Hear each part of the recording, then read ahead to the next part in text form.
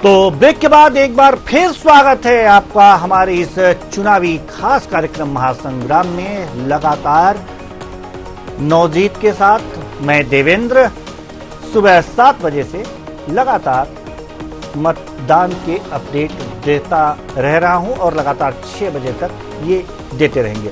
अब हम इस बार जो अगला सेगमेंट है इसमें हम चलिए देवेंद्र जी, आपको मैं रोकना चाहूंगी। इस वक्त जो है बड़ी खबर आ रही है, तो आपको बता दें कि इस वक्त की बड़ी खबर 11 बजे तक का मतदान प्रतिशत 11 बजे तक हुआ। 24.87% मतदान आंध्र प्रदेश में, 23.10% मतदान हुआ है। तो आपको टीवी स्क्रीन पर दिखा रहे हैं कि 11 बजे तक बिहार की बात की जाए तो 22.54% मतदान हुआ है। झारखंड में 27.40% और जम्मू कश्मीर में 14.94% मतदान 11 बजे तक हो चुका है। मध्य प्रदेश की बात की जाए तो 32.38% और 17.51% तो यहाँ पर जो है मतदान हुआ है।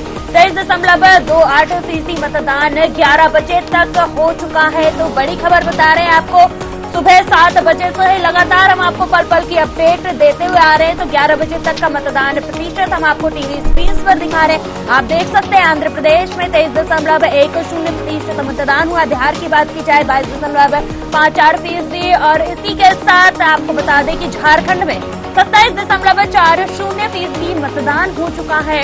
जम्मू कश्मीर की बात की जाए तो 14.94% मतदान हुआ है। मध्य प्रदेश में 32.38% मतदान हो चुका है सुबह 7 बजे से लेकर 11 बजे तक। महाराष्ट्र में 17.51% मतदान हुआ है।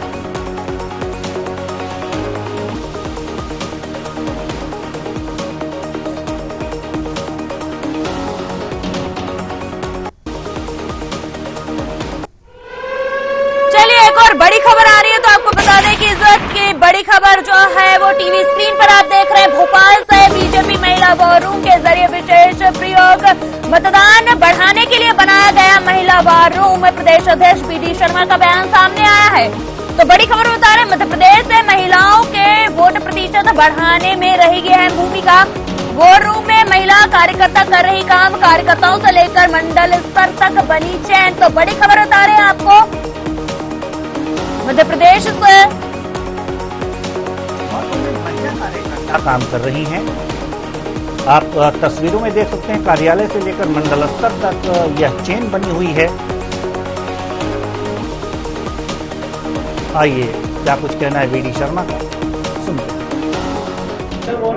हैं। इस लोकसभा के चुनाव में भारतीय जनता पार्टी मध्य प्रदेश की प्रबंधन की टीम ने एक विशेष प्रयोग इस बार किया कि महिला बार रूम की जो स्थापना की और महिला बार रूम के माध्यम से जो प्रधानमंत्री नरेंद्र मोदी जी ने हमेशा नारी शक्ति वंदन, महिला सशक्तिकरण, ये काम पूरे देश के अंदर प्रधानमंत्री ने किया है। तो हमारी महिला टीम ने भी, प्रबंधन की हमारी टीम ने तय किया कि इस बार ज्यादा से ज्यादा महिलाओं का मतदान कैसे हो, और पिछले 3 फेज को देखने के बाद लगातार इस पर काम हमारी टीम ने शुरू किया है। आज आप यहां देख रहे होंगे कि हर लोकसभा, हर विधानसभा, उनको कोऑर्डिनेट करने वाली हमारी महिलाओं की जो टीम है वो लगातार इस पर काम कर रही है। देश प्रदेश के अंदर इन 8 जो अभी आज मतदान जहां पर हो रहा है, वहां की स्व सहायता समूह से लेकर के भारतीय जनता पार्टी की महिला कार्यकर्ताएं, हमारी जनप्रतिनिधि और समाज की महिला प्रबुद्ध लोग जो ज्यादा से ज्यादा मतदान कराने के लिए प्रेरित लोगों को कर रही हैं, उन सबको प्रयास हमारी इस महिला बार रूम के अंदर सभी कार्यकर्ताओं ने मिलकर के किया है। तो बीडी शर्मा ने मतदान करने की अपील की है और क्या कुछ कहा है आपने सुना। बीजेपी वार रूम में महिला जो हैं कार्यकर्ता इसमें काम कर रही हैं किस तरह पर। बड़े नेता चुनाव मैदान में हैं, उनकी साख दांव पर लगी है। जैसे कि अगर जो बात करें बीड की, तो बीड में पंकजा मुंडे हैं, चुनाव लड़ रही हैं। जालना लोकसभा सीट है। वहीं अगर जो बात करें औरंगाबाद लोकसभा सीट, हैदराबाद लोकसभा सीट, ये तमाम हॉट सीटें हैं। यहां से बड़े नेता चुनाव मैदान में। आज इन्हीं सब सीटों पर हम बात करेंगे। तो सबसे पहले बीड से शुरुआत करते हैं। कुल मिलाकर के 15 के करीब हॉट सीटें हैं इन पर हम बात करेंगे। तो सबसे पहले बीड लोकसभा सीट की बात करें, यहाँ पर भाजपा से पंकजा मुंडे हैं, एनसीपी बजरंग मनोहर सोनवाड़े आप देख सकती हैं, और बसपा से सिद्धार्थ राजेंद्र टकनकर हैं यहाँ पर चुनाव मैदान में बहुजन समाज पार्टी से। ये तस्वीर आप देख सकते हैं, ये तस्वीर ये बताती है, ये तस्वीर बता रही है कि ये जो पंकजा मुंडे की वजह से ये बीड लोकसभा की जो सीट है महाराष्ट्र की, ये हॉट सीट है। इसकी वजह से या आपको बताएं कि भाजपा के टिकट पर पंकजा मुंडे यहाँ पर हैं और राष्ट्रवादी कांग्रेस पार्टी यानी कि एनसीपी शरद गुट से बजरंग मनोहर नोलवाड़े और बसपा से सिद्धार्थ 29 निर्दलीय समेत कुल 41 प्रत्याशी मैदान में हैं। थोड़ा सा इतिहास के बारे में भी नजर डालें नौजीर। बिल्कुल, 2004 की बात की जाए तो जय सिंह राव यहाँ से एनसीपी से जीते थे। 2009 में गोपीनाथ मुंडे बीजेपी से, 2014 में गोपीनाथ मुंडे और 2014 के उपचुनाव में प्रीतम मुंडे, और प्रीतम मुंडे 2019 में भी बीजेपी में से इन्होंने जीत दर्ज की। यानी कि यहाँ पर एक चीज स्पष्ट मैं करना चाहूंगा, गोपीनाथ मुंडे बीजेपी से जीते थे और फिर यहाँ पर उपचुनाव हुए 2014 में, तो वहाँ पर प्रीतम मुंडे चुनाव जीती थी। बिल्कुल। उसके बाद 2014 के बाद जो 2019 का चुनाव हुआ था वहाँ पर फिर जो है प्रीतम मुंडे चुनाव जीती थी। जैसा कि आप देख सकते हैं 2024 में अब पंकजा मुंडे बीजेपी की टिकट पर यहाँ पर चुनाव लड़ रही हैं। बात करेंगे जालना लोकसभा सीट की। जालना लोकसभा सीट की अगर जो हम बात करें तो महाराष्ट्र 48 सीटों में से एक है ये जालना। यहाँ राव साहब दानवे बीजेपी जो मतदान करके इन्होंने कहा कि मतदान करने की अपील की है और इन्होंने पहले ही सारी चीजें बता दी हैं आज कि हम 400 पार जा रहे हैं और हम 4 लाख से ज्यादा से जीतेंगे। दानवे साहब ने ही कहा था, बॉडी लैंग्वेज देख के ही जो है इन्होंने तय कर, हाँ तय करने की बात कही थी। कल्याण काले यहाँ पर कांग्रेस ने, दोनों के बीच टक्कर है। देखना होगा कि क्या, थोड़ा सा इतिहास के बारे में भी अगर जो नजर डालें जालना लोकसभा सीट की तो इतिहास के बारे में भी थोड़ा सा नजर डाल लेते हैं। जालना से 2004 में राव साहब दानवे बीजेपी से, 2009 में राव साहब दानवे बीजेपी से, 2014 में राव साहब दानवे बीजेपी से, 2019 में राव साहब दानवे बीजेपी से। बिल्कुल, लगातार देखा जाए तो 2004 से लेकर 2019 तक राव साहब दानवे बीजेपी से यहाँ पर जो है अपना कब्जा जमाए हुए हैं और राव साहब दानवे 2024 में भी बीजेपी से लड़ रहे हैं। बिल्कुल, एक बार फिर से बीजेपी ने उन्हें प्रत्याशी बनाया है। तो क्या कहा जा सकता है यहाँ पर, अब इनके बारे में कोई क्या कह सकता है? लगातार लोग हैट्रिक मारते हैं, ये तो 4 बार लगातार, उसके बाद 5वीं बार ये 5 ट्रिक मार रहे हैं। यहाँ से कोशिश में है, ये देखना होगा। 4 तारीख को पता चलेगा कि क्या यहाँ पर कर सकते हैं, क्या नहीं कर सकते हैं। लेकिन एक चीज जो देखने को मिल रही है, अगर जो बात करें तो आखिर राज क्या होगा ये जानने की कोशिश करेंगे अपने जो भी मेहमान जुड़ेंगे उनसे। बिल्कुल, अगर बात की जाए तो चलिए हमारे साथ मेहमान भी जुड़ चुके हैं तो बातचीत करते चलें एक एक करके। तो पंकजा मुंडे से शुरू करें और दानवे साहब पर तो जरूर बात होगी। तो हमारे साथ जो मेहमान जुड़े हुए हैं उनसे आपका परिचय करा दें। चिर परिचित अंदाज में अश्विनी शाही जी, प्रवक्ता बीजेपी। थोड़ी सी मुस्कुराहट नहीं है, अगर मुस्कुराहट आपके चेहरे पे आती है तो कमल जैसा खिले हुए लगते हैं आप। और भरत सिंह जी, प्रवक्ता कांग्रेस। आप भी देखिए, चर्चाएं अगर मुस्कुराहट के साथ शुरू हों, अपने सभी मेहमानों से निवेदन कर रहे हैं, तो चर्चाओं में जान आ जाती है और कटुता छोड़ करके थोड़ी सी अगर जो कड़े शब्दों का प्रयोग भी हो जाता है तो वो भी मुस्कुराहट में घुल मिल जाता है। तो मुस्कुराते रहिए और चर्चाएं करते रहिए। रविंद्र सिंह जी, प्रवक्ता सपा, अपने चिर परिचित अंदाज में है, गंभीर थे लेकिन निवेदन स्वीकार किया और मुस्कुरा ही उठे। साइकिल इनके पीछे है, सपा प्रवक्ता हैं और अपने पूरे पोशाक में भी दिखाई दे रहे हैं, एकदम अंदाज एकदम सपा का लग रहा है। काकड़े साहब हैं, अविनाश काकड़े जी, राजनीतिक विश्लेषक। आप राजनीतिक विश्लेषक हैं और कुल मिलाकर के इस समय जो राजनीतिक परिदृश्य चल रहा है इस पर आप विश्लेषण देंगे। तो बहुत बहुत स्वागत है सभी मेहमानों का हमारे इस कार्यक्रम में। लगातार हम 3 घंटे चलेंगे, लेकिन और 3 घंटे में ब्रेकिंग भी आएंगी, तो हम क्षमा चाहेंगे कि अगर जो बात कहते कहते कुछ रुक जाएं, क्योंकि जरूरी चीजें हम दिखाते रहेंगे। अश्विनी शाही जी, प्रवक्ता बीजेपी, और से शुरुआत करेंगे। हॉट सीटों की हम बात कर रहे हैं। हॉट सीटें जो पूरे इस चौथे चरण की हॉट सीटें हैं उन पर बात कर रहे हैं। बीड, पंकजा मुंडे इस बार बीजेपी की टिकट पर हैं, और उनका जो टक्कर है एनसीपी से है बजरंग मनोहर सोनवणे। बसपा से सिद्धार्थ राजेंद्र टकनकर जी हैं। तो पंकजा मुंडे हैं। आश्वस्त कितने हैं आप बीजेपी? जी अश्विनी शाही जी। देखिए देवेंद्र जी, हम पूरे देश में 100% आश्वस्त हैं। पंकजा जी के चुनाव के पीछे भी जो है पूरे आश्वस्त हैं, क्योंकि देखिए वहां पर भारतीय जनता पार्टी के पक्ष में एक माहौल बना हुआ है। जो वहां पर एक महावसूली अगाड़ी की सरकार थी वो छत बिछत हो चुकी है, और जिस तरीके से शरद पवार जी का अलग होना, इस तरीके से मतलब कमजोर होना, कांग्रेस खत्म होना, जो इस समय जो है उद्धव साहब ठाकरे जो है वो इस समय एकदम से एक शांत पड़ चुके हैं महायुति में। तो इन लोगों का एक दूसरे के अंदर जो खींचतान चल रही है, इसलिए भारतीय जनता पार्टी और एनडीए वहां पर एक मजबूत उसके रूप में उभर रहा है। और भारतीय जनता पार्टी तो धीरे धीरे आप देखिए क्रमशः मजबूत होती जा रही है। अभी आपने जालना की बात की, देखिए 2004 से जीते चले आ रहे हैं।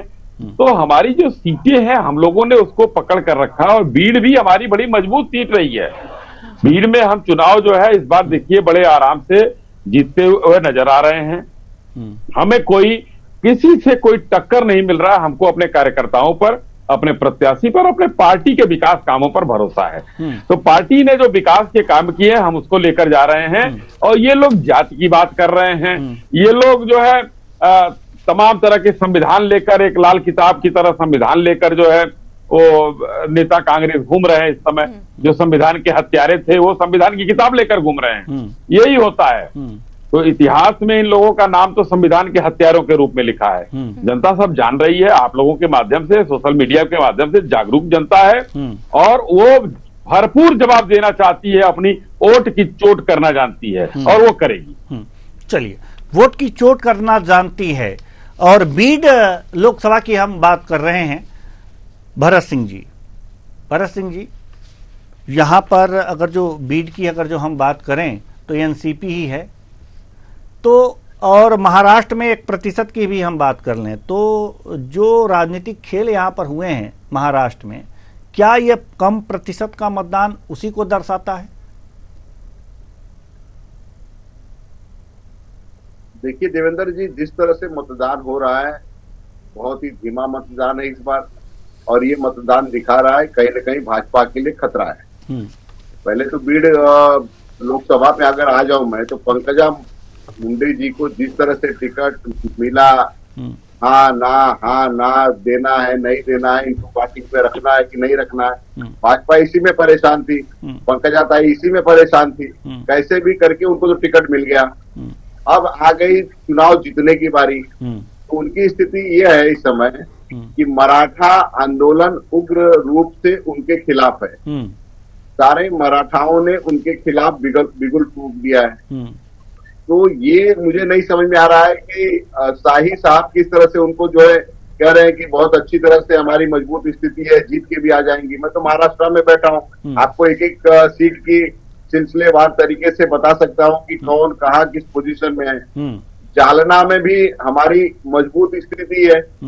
हमारी जो है तीनों अगर पार्टियों की देखी जाए, महाविकास स्थिति पूरे महाराष्ट्र में इस समय बहुत मजबूत स्थिति में है, और हम कम से कम 35 सीट जो है पूरे महाराष्ट्र में जीत के आ रहे हैं। पंकजा ताई की मुश्किलें बढ़ी हुई हैं, सीट वो हार रही है। यहाँ पे जो है जालना की बात करें, वहां पे वो सीट हार रहे हैं। पूरे विदर्भ में एक तरह से कांग्रेस पार्टी की और महाविकास आघाड़ी की लहर है। अब विकास की बात की है, शाही साहब ने कहा कि विकास हमने किया है, और आपके चैनल पे ही मुझे लगता है मालवा में जो है लोगों ने बहिष्कार कर दिया है चुनाव न डालने का। उन्होंने आईना दिखाया अभी 5 मिनट पहले ही कि भाजपा का विकास कितना इस देश में है और कितना मध्य प्रदेश में है, वो दिख रहा है ना। इसी तरह से पूरे देश और प्रदेशों में जिस तरह से भाजपा ने विकास किया है, जनता की उदासी ये दिखा रही है कि महंगाई, बेरोजगारी, ये सारे जो बोल के आए थे कि हम सबका जो है लेके आएंगे और सबका हिसाब करेंगे और सबको खुशहाल करेंगे, कोई खुशहाली दिख नहीं रही है।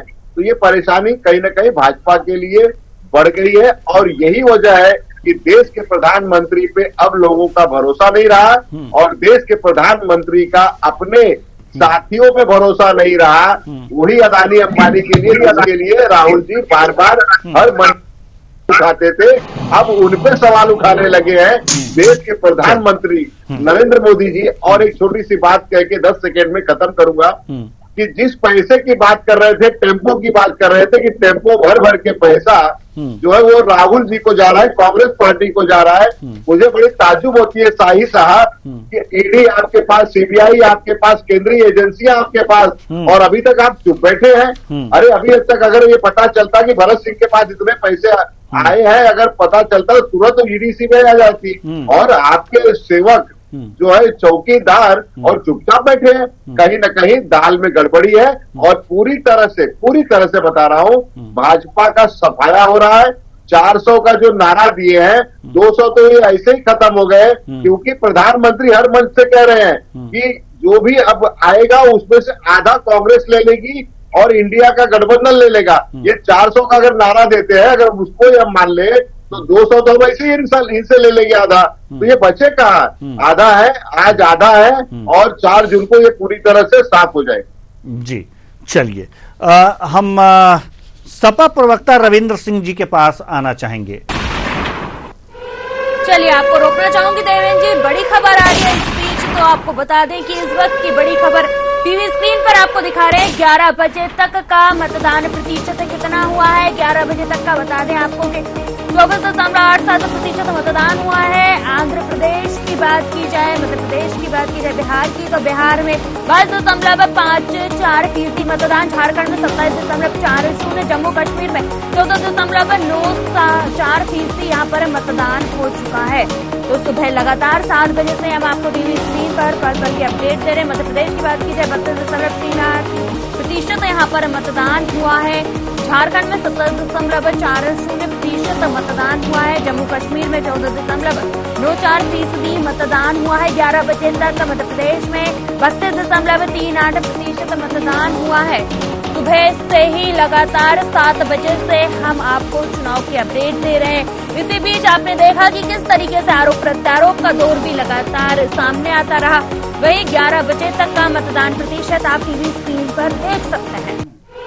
चलिए, इसी बीच एक और बड़ी खबर आ रही है।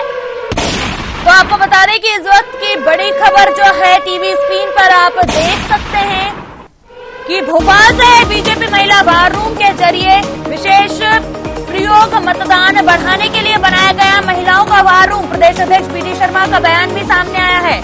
तो बड़ी खबर आपको बता रहे हैं, महिलाओं के वोट प्रतिशत बढ़ाने में रहेगी अहम भूमिका।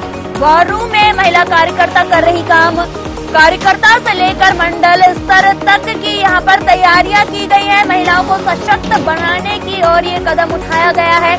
इंदौर में भी मतदान का प्रतिशत जो है आपको बता दें कि लगातार बढ़ता हुआ चला जा रहा है। मतदान बढ़ने के लिए बनाया महिलाओं को वॉर रूम।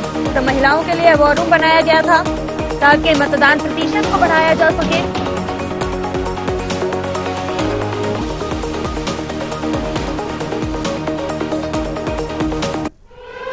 चलिए, इसी बीच एक और बड़ी खबर आ रही है टीवी स्क्रीन पर आपको दिखा रहे हैं। आगरमालवा से ग्रामीणों ने चुनाव का बहिष्कार किया है। रोड नहीं बनने के कारण किया बहिष्कार। अधिकारियों की बात मानने को तैयार नहीं है ग्रामीण। तो बड़ी खबर बता रहे हैं आगरमालवा से, जहां जनता ने, ग्रामीणों ने चुनाव का बहिष्कार किया है। रोड नहीं बनने को लेकर ये जो है उन्होंने बहिष्कार किया है। तो आपको बता दें कि अधिकारियों की भी बात नहीं मानी जा रही है। विरोध देखा जा रहा है चुनाव को लेकर। रोड नहीं बनने को लेकर आपको बता दें कि यहाँ पर ग्रामीणों ने चुनाव का बहिष्कार किया है। आप देख सकते हैं किस तरीके से यहाँ पर महिलाएं भी शामिल हैं। चलिए इसी बीच एक और बड़ी खबर आ रही है तो आपको टीवी स्क्रीन पर दिखा रहे हैं। बड़वानी से जहां राज्यसभा सांसद ने किया मतदान, डॉक्टर सुमेर सिंह सोलंकी ने मतदान किया है। परिवार सहित पहुंचे मतदान केंद्र और जनता से भी मतदान करने की अपील की है। डॉक्टर सुमेर सिंह सोलंकी ने किया मतदान, जनता से बढ़ चढ़कर मतदान करने की अपील की है उन्होंने।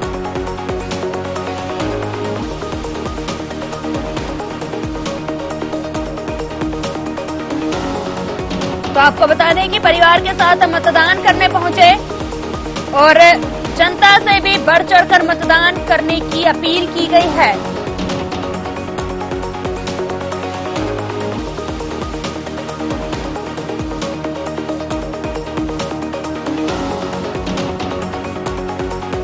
गिराइए ये सवाल फालतू फालतू।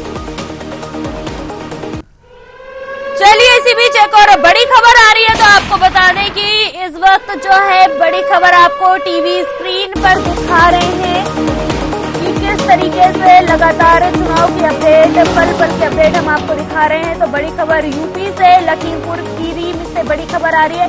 बीजेपी की ओर से प्रत्याशी टेनी जो है केंद्रीय मंत्री अजय मिश्रा, केंद्रीय मंत्री अजय मिश्रा टेनी ने मतदान किया। मतदान के दौरान केंद्रीय मंत्री के साथ बच्चे दिखे, पोलिंग बूथ के अंदर तक पहुंचे बच्चे।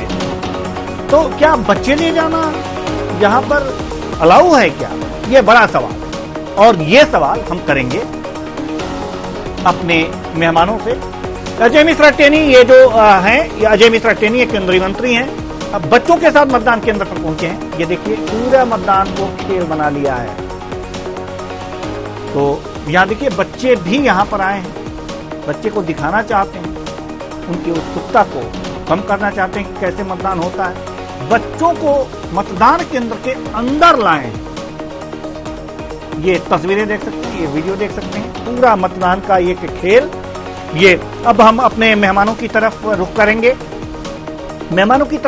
और बारी थी सपा प्रवक्ता रविंद्र सिंह जी की, जो काफी धीर गंभीर रहते हैं लेकिन मुस्कुराते हुए जवाब दीजिएगा। ये जो तस्वीरें अजय मिश्रा टेनी की दिखी हैं आपको, क्या कहेंगे इस तस्वीर को देख करके?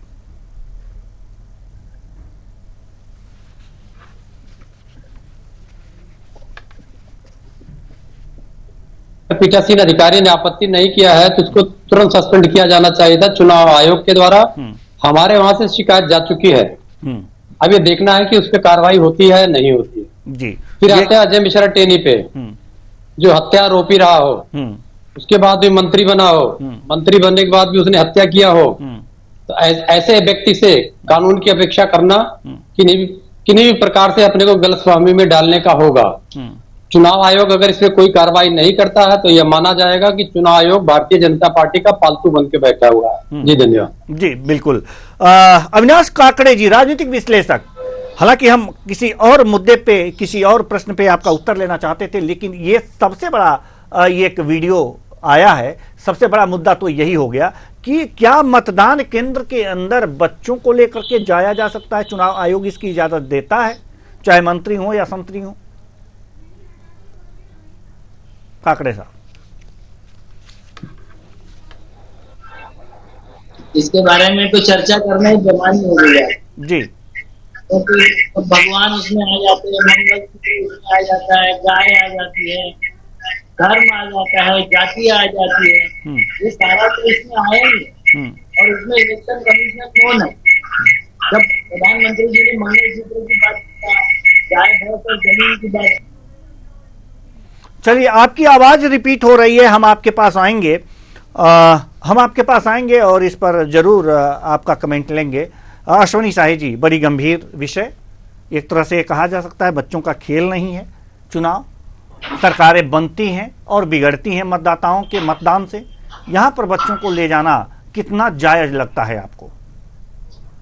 देखिए देवेंद्र जी, बच्चों को वहां एकदम बच्चों की अनुमति होती नहीं है, मगर ये समय का देखना होगा कि अभी चुनाव शुरू हुआ था या नहीं शुरू हुआ था, उसके पहले का वीडियो है या उसके जो है चुनाव शुरू होने के बाद का है। अगर चुनाव शुरू होने के बाद का है तो शिकायत दर्ज, अगर जैसा कि सिंह साहब कह रहे हैं, देखिए शिकायत ये दर्ज है, चुनाव तस्वीरें आयोग देख अपना सकते हैं काम आप, करेगा। यो खुद मतदान जो अंगुली पर स्याही लगी होती है, अजय मिश्रा टेनी ने मतदान करने के बाद तुरंत ये स्याही दिखाई है, और ये मतदान शुरू होने के बाद की ही तस्वीरें ये कही जा सकती हैं, क्योंकि अगर जो ये पर्चियां ले रहे हैं, ये पूरा प्रोसेस देखिए, पूरा वीडियो देखिए पहले।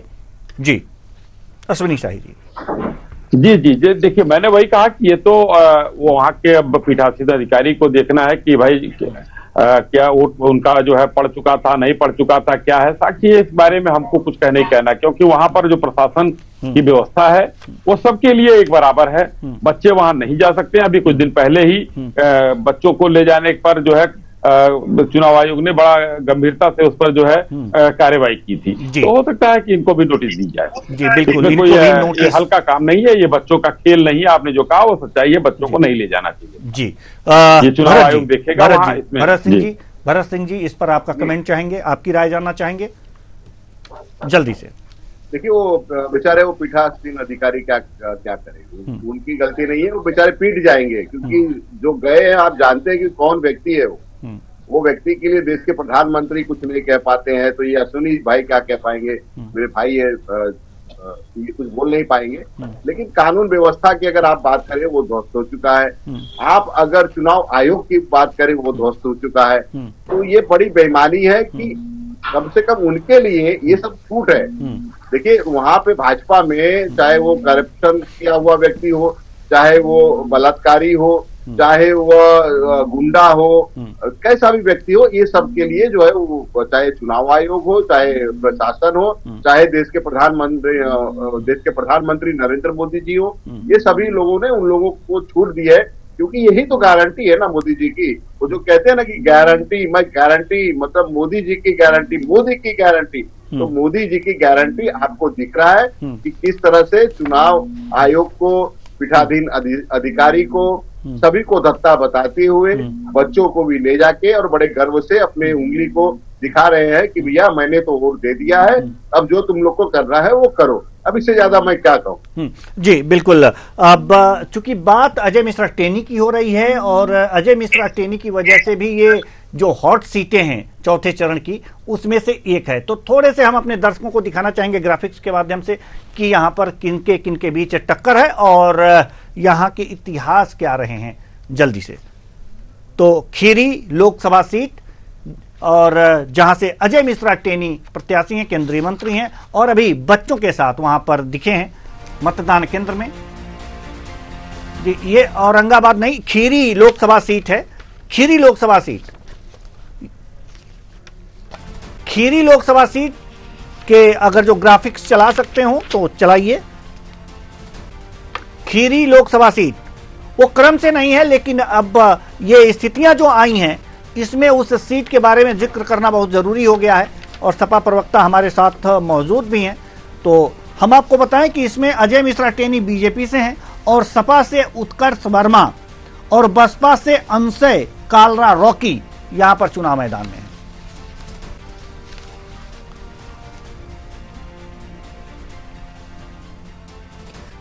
हॉट सीटें जो बनी हैं, जो हॉट सीटें हैं, उन हॉट सीटों में जो 15 सीटें हैं, इनमें से खीरी भी एक महत्वपूर्ण सीट है।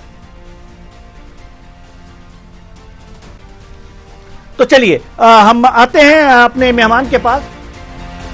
ये खीरी लोकसभा सीट अजय मिश्रा टेनी, उत्कर्ष वर्मा और सपा से है, और अंशय कालरा यहां पर रॉकी, अंशय कालरा रॉकी यहां पर इनके बीच मुकाबला है, बसपा से हैं।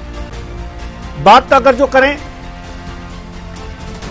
इतिहास की, तो वो भी अगर जो आपके पास हो तो चलाएं। हम अपने मेहमानों के पास कुल मतदाता यहां पर 18,62,469 कुल मतदाता है, पुरुष मतदाता आप देख सकते हैं। तो हम अपने मेहमानों की तरफ अब रुख करेंगे। इस ग्राफिक्स के बाद हम अपने मेहमानों के पास रुख करेंगे, और अजय मिश्रा टेनी का मुकाबला जो उत्कर्ष वर्मा है। क्या लगता है कि इतने दबंग केंद्रीय मंत्री कहा जा सकता है, मतदान केंद्र के अंदर बच्चों को ले जाते हैं, अभी किसान आंदोलन के दौरान इन पे कई आरोप लगे थे। इनका मुकाबला उत्कर्ष वर्मा टेनी कर रहे हैं, किस तरह से कर पाएंगे?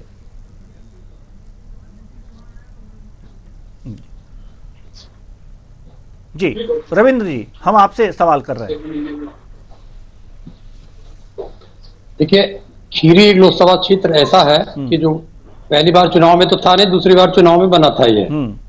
और जब दूसरी बार 57 में चुनाव हुआ तभी हम लोग इसको जीत गए थे। तब हम प्रजातांत्रिक सोशलिस्ट पार्टी के रूप में थे और लगातार हम या कांग्रेस इस पे जीतते रहे। एक बार 5 साल के लिए कनौजिया साहब जीते थे, टेनी दूसरी बार जीत रहे हैं यहाँ से। तो निश्चित रूप से यह परंपरागत रूप से समाजवादियों की सीट रही है। और ठीक है, छल दम्भ देश पाखंड झूठ अन्याय का सहारा लेके अजय मिश्रा टेनी लगातार बने रहे। उन्होंने तमाम प्रकार के अपराध किए, सरकार ने उनको सजा नहीं दिया और बचाया भी गंभीर अपराधों से। लेकिन इस बार जनता मतवार करेगी और मतवार करके अजय मिश्रा टेनी को वो सजा देगी जिसको दिलाने में सरकार अक्षम रहेगी। जी धन्यवाद। चलिए, 2014 में अजय कुमार मिश्रा टेनी बीजेपी से, 2019 में भी टेनी साहब जीते। 2019 में 2014 और 2019 में अजय मिश्रा टेनी जीते, ये 2 बार। अब ये बताइए कि इससे पहले कांग्रेस और उसके पहले सपा रही है, तो कैसे वापसी हम मान लें कि अगर जो 2 बार से ये जीत रहे हैं तो कैसे वापसी करेंगे ये? आखिर किन वर्गों का वोट जो है बीजेपी को चला गया है और किन वर्गों का वोट अब इस बार आपको मिलेगा कि आप के प्रत्याशी जीत जाएंगे? रविंद्र जी। देखिए, यह सीट जो है नेपाल से लगती है। नेपाल से सीट लगने के कारण ये पूरा का पूरा जो सीट है इसमें 1/3% पॉपुलेशन है जो जंगलों में रहती है, जिनको हम आदिवासी बोल सकते हैं या वनवासी बोल सकते हैं। तो ये परंपरागत तरीके से इसलिए हमारे साथ या कांग्रेस के साथ रही कि कांग्रेस भी उन्हीं समुदाय का समर्थन करते जिनका हम करते थे। तो हमें इस बात का गर्व है कि पहले चुनाव में ही हम जीते थे यहाँ से 1957 में। अब रही बात, जब एक उन्माद का दौर निकला 14 में, भ्रष्टाचार, उसके बाद पुलवामा, उसको छोड़ दिया जाए तो भारतीय जनता पार्टी एक बार बहुत अल्पकालीन के लिए आई थी जब यहाँ पे कन्नौजिया जीते थे। उसके बाद से कभी नहीं, क्योंकि यहाँ जातिगत समीकरण देख लीजिए, सामाजिक समीकरण देख लीजिए, किन्हीं प्रकार से सरकार के पक्ष में नहीं आती है। पहले वनवासी क्षेत्र था, अब काफी कृषि बहुल क्षेत्र हो गया। इस क्षेत्र में भारी संख्या में सिख लोग आके बस गए हैं और सिख लोग का हमेशा विरोध कल्याण सिंह साहब ने किया। कल्याण सिंह साहब ने अपने जमाने में तमाम सिख तीर्थयात्रियों को आतंकवादी कहकर मरवा दिया। ये वही क्षेत्र है पीलीभीत से लगा हुआ, जिस कारण से लगातार सिखों के बीच में जो भारी संख्या में एकत्रित होकर वोट डालते हैं, पूरे सिख समाज में भारतीय जनता पार्टी के खिलाफ एक माहौल बना हुआ है। और उन अपराधियों को, उन पुलिस अपराधियों को जिनको भारतीय जनता पार्टी ने संरक्षण दिया था, इनको आजीवन कारावास हो गया था। भारतीय जनता पार्टी की सरकार आई और उनको आजीवन कारावास से बाहर निकाला है। अभी सिख समुदाय सुप्रीम कोर्ट से फिर से आजीवन कारावास बहाली की लड़ रहा है। फिर अभी ये घटना घटित नहीं हुई थी, तब तक सिख किसानों पे गोली थार चढ़वा दिया। उसका भी आज तक कुछ भी नहीं हुआ उस पूरे क्षेत्र में। और किसान जो बहुसंख्यक वहां पर उद्वेलित थे, उन किसानों को इस थार चढ़ने के घटना के बाद में उठा के FIR करके बंद किया गया। तो इसका बदला लेने के लिए जनता तैयार है। और अजय मिश्रा टेनी, मुझे ऐसा लगता है कि उत्तर प्रदेश में हो सकता है सबसे ज्यादा वोटों से हारने वाले उम्मीदवार होगा। चलिए ठीक है। आपका गणित क्या कहता है काकड़े साहब? टेनी के बारे में आपका गणित क्या कहता है? जल्दी से, कम शब्दों में। जी काकड़े साहब।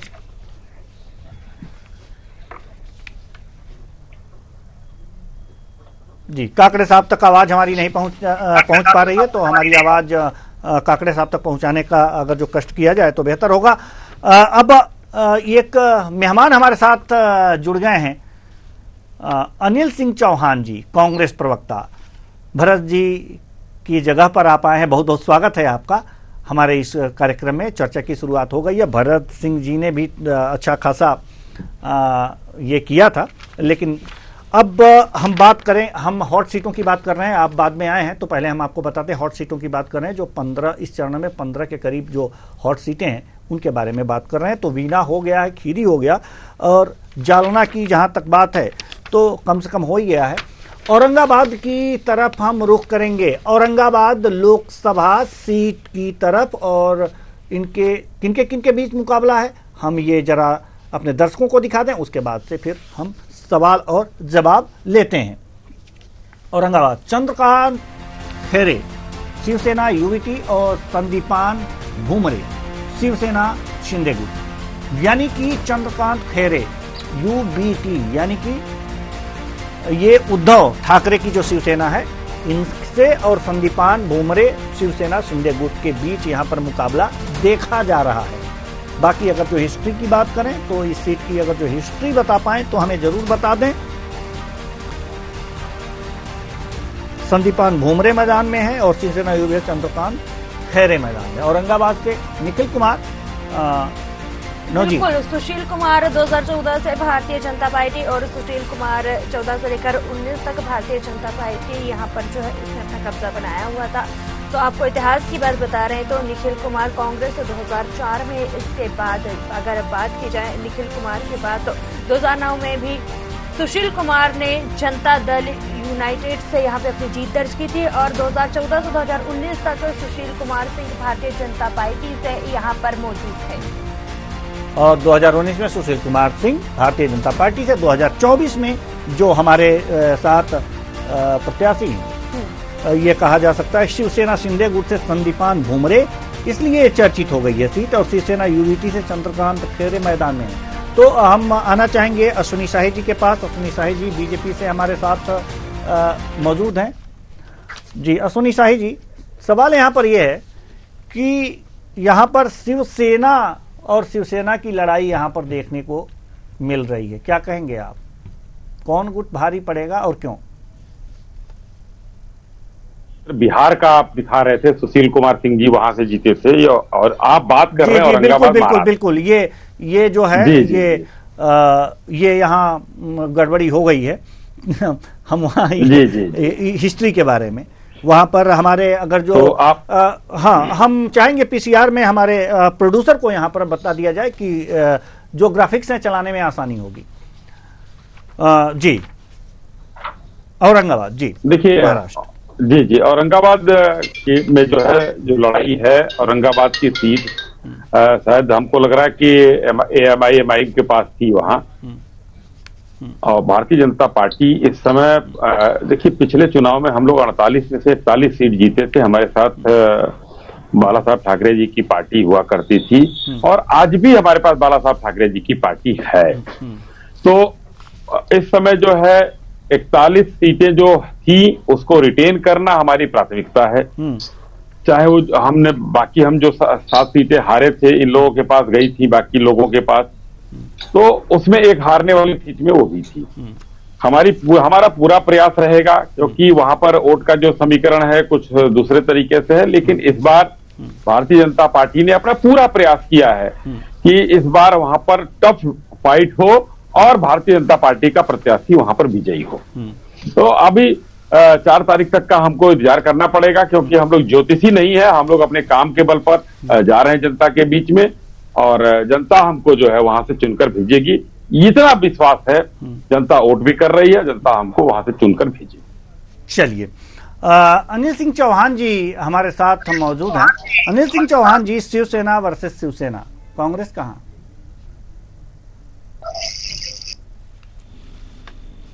पैनलिस्टों को नमस्कार। और मैं निवेदन कि महाराष्ट्र की राजनीति ऐसी राजनीति है जहां भारतीय जनता पार्टी के दमन का सर्वाधिक चक्र चला।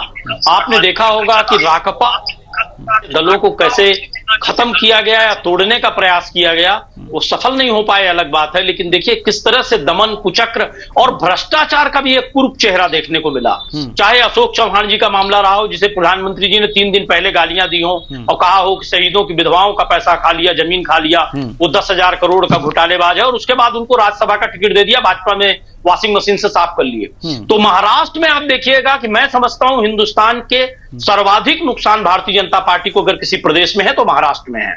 दूसरी बात है, जो असली शिवसेना और नकली शिवसेना की ये कहानी बता रहे हैं, जिस तरह से कभी कांग्रेस मुक्त भारत, कभी शिवसेना मुक्त भारत, कभी राकपा मुक्त भारत, तो विचारधाराओं को जो खत्म करने का प्रयास है उसका सीधा प्रभाव पड़ेगा। जैसे इन्होंने खरीद फरोख्त करके एक लोकतांत्रिक सरकार को गिराने का काम किया, नए सिरे से सरकार का दूषित ढंग से गठन किया, भाजपा को महाराष्ट्र की जनता ने नकार दिया था, तो आप ये मान के चलिए कि औरंगाबाद ही नहीं, महाराष्ट्र में भारतीय जनता पार्टी को अद्वितीय नुकसान होगा, शायद वैसा किसी प्रदेश में ना हो। वहां भारतीय जनता पार्टी का सुपड़ा साफ हो जाएगा। जिस तरह से इन लोगों ने दमन और कुचक्र का खेल खेला, उसमें छत्तीसगढ़, महाराष्ट्र, ऐसे कई प्रदेश हैं। आप देखिए साउथ के भी ऐसे बहुत से प्रदेश हैं।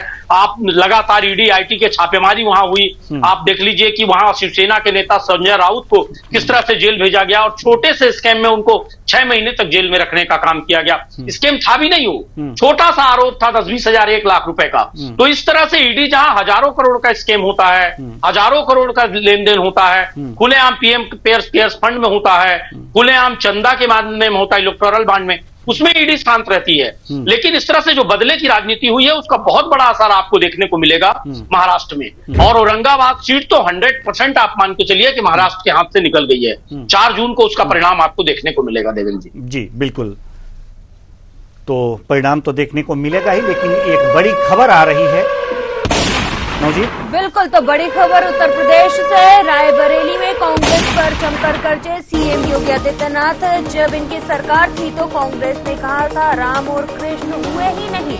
तो बड़ी खबर आपको बता रहे हैं। अब वर्तमान में कांग्रेस बुद्धिदाता कहते हैं कि भारत में राम मंदिर नहीं बनना चाहिए था। अब राम मंदिर भारत में नहीं तो क्या इटली में बनेगा, ऐसा उन्होंने कहा है। चलिए, तंज कसा हुआ है उन्होंने। तो बड़ी खबर है बरेली से, जहां सीएम योगी आदित्यनाथ ने, सुन लेते हैं कि योगी आदित्यनाथ क्या कुछ कह रहे हैं। बिल्कुल,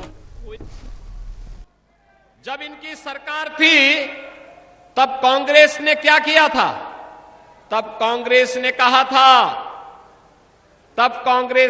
था राम तो हुए ही नहीं।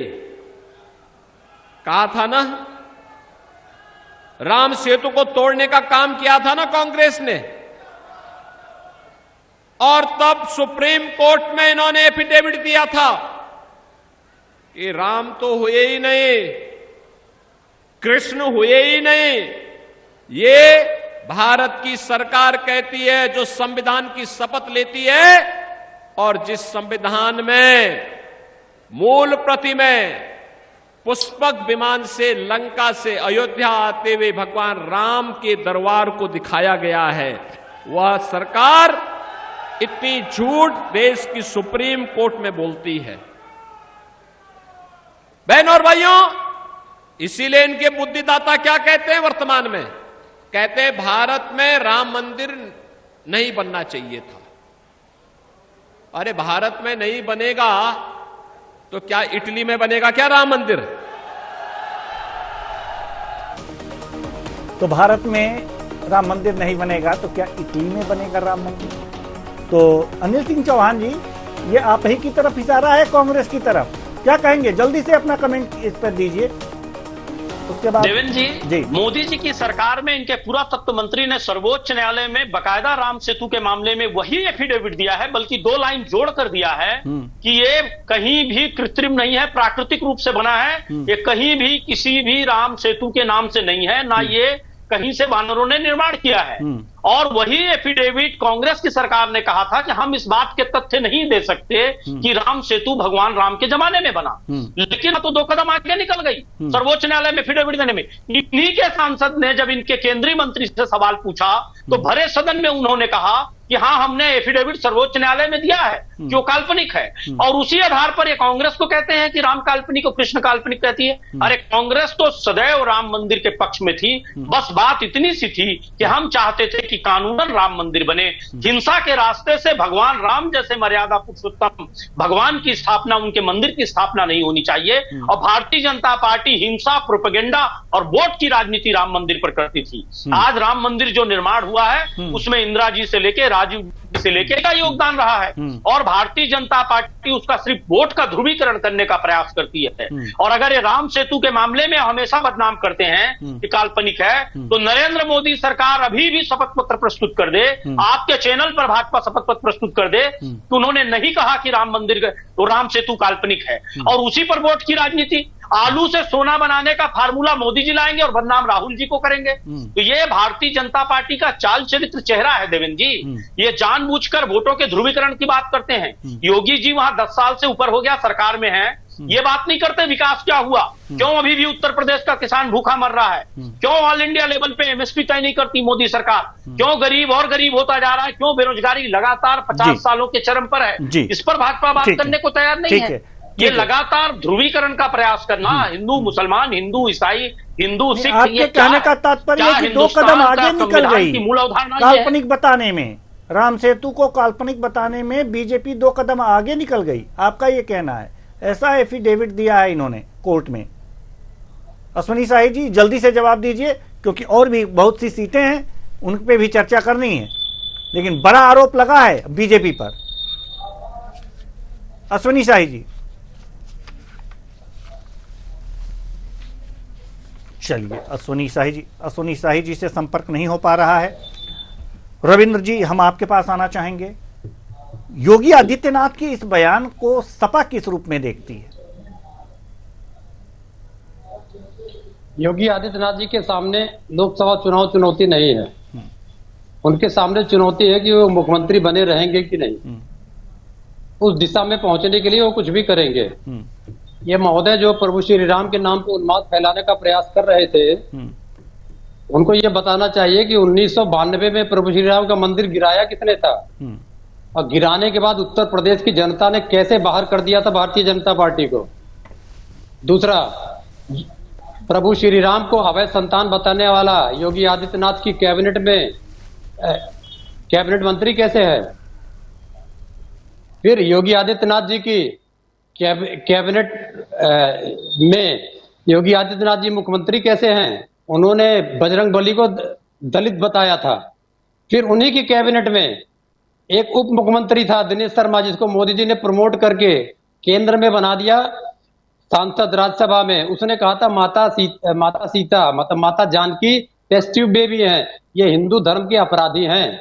हिंदू धर्म का जितना भी अपराध है हिंदू धर्म के खिलाफ सब भारतीय जनता पार्टी ने किया है। मंदिर गिराने से लेके और हमारे प्रभु श्री राम का अपमान किया, बजरंग बली का अपमान किया, माता सीता का अपमान किया, हमारे हिंदू धर्म ग्रंथों को कह दिया काल्पनिक है। अभी तो चल रही थी उस पे बात, राम सेतु पे मोहन भागवत ने कह दिया हिंदू सारे धर्म ग्रंथों में छेड़छाड़ हो गई, इसकी समीक्षा होगी। तो क्या नया धर्म ग्रंथ लेंगे मोहन भागवत बैठ के?